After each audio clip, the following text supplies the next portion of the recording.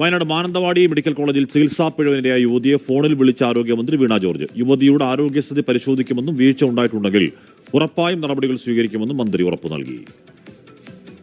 പിന്നെ മോൾക്ക് എന്തെങ്കിലും ഇപ്പോ ശരീരത്തിനുള്ള അസ്വസ്ഥതകൾ സംബന്ധിച്ച് അതുപോലെ ശരീരത്തിനൊരു പൂർണ്ണമായൊരു ചെക്കപ്പ് നടത്താൻ ഞാൻ പറഞ്ഞിട്ടുണ്ട്, അവിടെ ഏർപ്പെടുത്തി.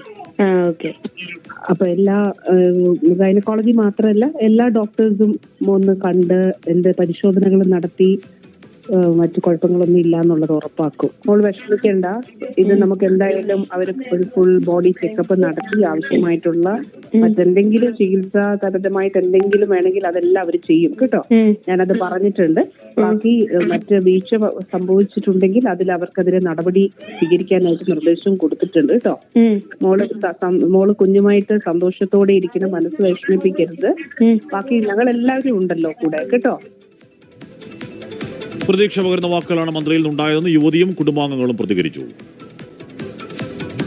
വിളിച്ചിട്ട് നമ്മുടെ ഭാഗത്ത് മിസ്റ്റേക്ക് വന്നത്, നമ്മൾ ഫുൾ ബോഡി മോളെ ചെക്കപ്പ് ചെയ്യുക, മോളുടെ അവസ്ഥ നമുക്ക് മനസ്സിലായി, അവർ വീട്ടിൽ വന്നിട്ട് ഫുൾ ബോഡി ചെക്കപ്പ് ഒക്കെ ചെയ്യാമെന്നും പറഞ്ഞിട്ടുണ്ട് കാര്യങ്ങൾ. കാരണം നമ്മൾ നമ്മുടെ ഇങ്ങനത്തെ ഒരു അവസ്ഥ പറഞ്ഞായിരുന്നു.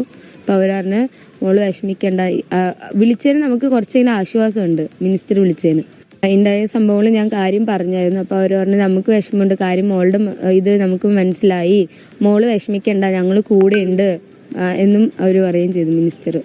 ഇപ്പം നല്ല ആശ്വാസമുണ്ട്. മിനിസ്റ്റർ വിളിച്ചപ്പോൾ നമുക്ക് കുറേയെങ്കിലും ആശ്വാസമുണ്ട്, നമ്മുടെ കൂടെ നിൽക്കുമെന്നുള്ള അവർ പറയുകയും ചെയ്തപ്പോൾ നീതി കിട്ടുമെന്നുള്ളൊരു ഉറപ്പും കൂടെ ഉണ്ടായിരുന്നു. അതുകൊണ്ട് നടപടി ഇന്ന് ഉണ്ടാവും എന്ന് പറയുന്നു. നമുക്ക് ഇങ്ങനത്തെ ഒരു അവസ്ഥ വേറൊരാൾക്ക് വരരുത്, അത് തന്നെ നമ്മൾ പറയുന്നു മന്ത്രിയുടെ അടുത്ത്. സംസാരിച്ചപ്പോൾ നമുക്ക് വേണ്ട ചികിത്സ ചെയ്തു തരാമെന്നും അറിയിച്ചിട്ടുണ്ട്. പിന്നെ വേണ്ട മേൽ നടപടികൾ സ്വീകരിക്കുമെന്നും അറിയിച്ചു.